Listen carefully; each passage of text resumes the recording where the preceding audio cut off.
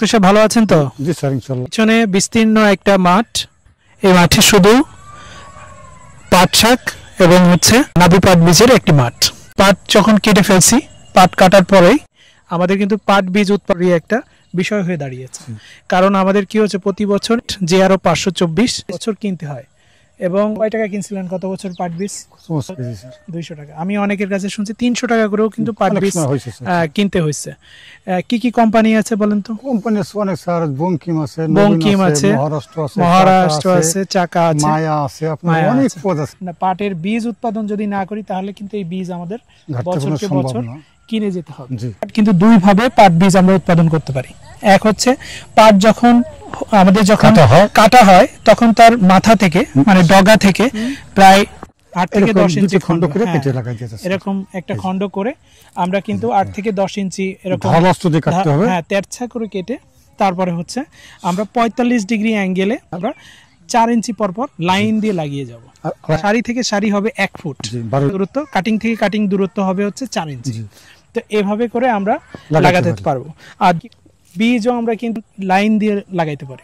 মধ্য জুলাই মাস মানে শ্রাবণ মাসের এই বীজটা যদি আমি লাইন দিয়ে লাগাই 10 গ্রাম বীজ লাগে, প্রতি শতাংশে 10 গ্রাম। আর যদি আমরা ছিটাই বুনি তাহলে প্রতি শতাংশে 16 গ্রাম করে বীজ লাগে। তাহলে দেখা যায় যে আপনার এখানে হেক্টরে আমরা যদি ছিটাই বুনি তাহলে 4 কেজি বীজ লাগে।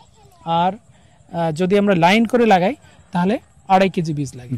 গত বছর অল্প করে তো বীজ উৎপাদন করছে, 2 কেজি বীজ উৎপাদন হয়েছিল। না, কৃষকরা ভালো সাড়া দিচ্ছে এবং এই বীজটাও ভালো, এর কোনো প্রতিক্রিয়া নাই। কত টাকা করে বিক্রি করছিলেন? আমি বিক্রি করছিলাম 200 টাকা। 200 টাকা করে কেজি। এবছরও আশা করতেছি যে আপনার এই মাঠ থেকে যে বীজটা উৎপাদন হবে এটা কিন্তু সুস্থ সবল নিরোগ একটা বীজ। আপনারা জানেন যে বীজ আমাদের লাগানোর আগে সর্বপ্রথম আমাদের কি করা উচিত? বীজ শোধন করা উচিত।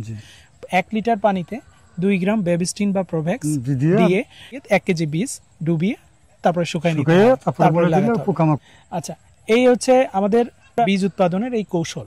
বাড়তি হিসেবে পাচ্ছি বিজিআরআই দেশি পাট শাক 1। এটা কিন্তু মিষ্টি স্বাদের একটা পাট শাক।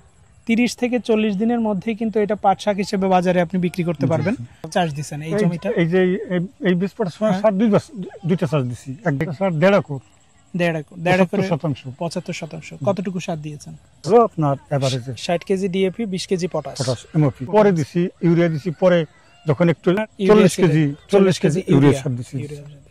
এরপরে আর সার দেওয়া আর দেওয়া লাগবে না। পাট বীজ উৎপাদন কেন করা প্রয়োজন বলেন তো? এটা স্যার আমাদের বাইরের থেকে বীজ আমদানি করতে হয়। খোদা না করুক যদি এই 500 দেশ ভারত আমাদের বীজ না দেয় তাহলে কৃষক পথে বসে। একেবারে আমাদের ফরিদপুর বিশেষ করে সম্পূর্ণ পাটের কৃষক আমরা, তো সেই ফরিদপুরে সবচেয়ে মার খাবে, গোটা বাংলাদেশ মার খাবে। এই যে আমি রাখছি আজ কয়েক বছর যাবত রাখছি, আমি কিন্তু লস খাইনি।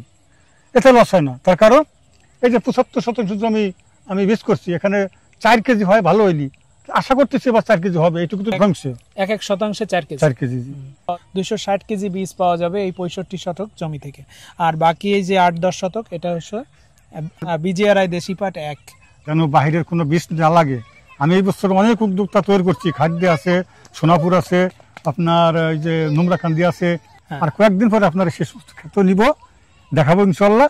এই মোল্লাকে ধন্যবাদ জানাচ্ছি আমার এই পাট চাষি ভাইদের জন্য সুসংবাদ দেওয়ার জন্য।